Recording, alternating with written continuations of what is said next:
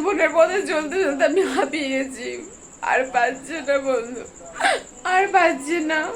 আমার মতন প্রত্যেকটা মেয়ে বা প্রত্যেকটা স্ত্রীকে আমি এটাই বলতে চাই যে যখন কারোর সুখ হয় এক স্বামীতেই হয়, দ্বিতীয় স্বামীতে কোনোদিনও হয় না, হয় না, হয় না। আজকে ঋণের বোঝা মাথায় নিয়ে মৃত্যুর মৃত্যুর পথে আমি এগোতে চলেছি, জানো, মৃত্যুর পথে। কি বলবো তোমাদের, মৃত্যুর পথে।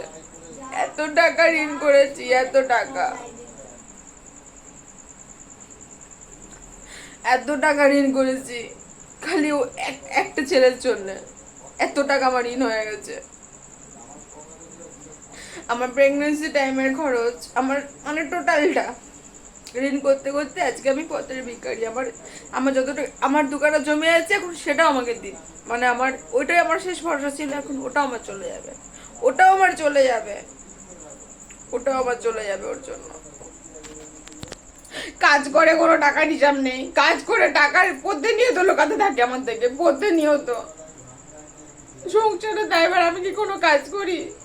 আমার কাছে একটা ছোট্ট বাচ্চা, আমি ঘরের কাজ করি, বাচ্চাটাকে সামলা, আমি কি বাইরে কোনো কাজ করি? তাহলে আমি কি করে সংসার চালাবো, তোমরাই বলো না।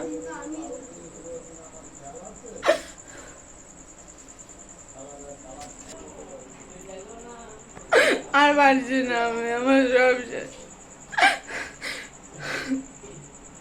টাকা নিয়ে নে, টাকা নিয়ে নে, মাগিবাজি করে বেড়াবে, টাকা নিয়ে নে, টাকা নিয়ে নে, মাগিবাজি করে বেড়াবে। তাহলে কি করবে সংসারে, কি করে দেবে বলো, তোমরাই বলো না, কি করে দেবে?